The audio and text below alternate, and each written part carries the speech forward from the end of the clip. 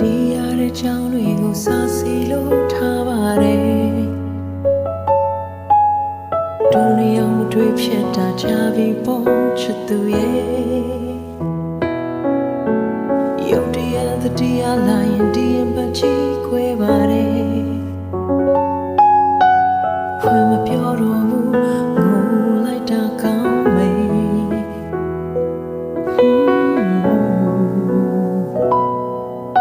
အဆုံးတလန်ခွဲတာဟာတကယ်တော့ခါပါတယ်နှုတ်ဆက်တဲ့ချမ်းသာတဲ့ကံကိုပဲပြည့်တယ်မေ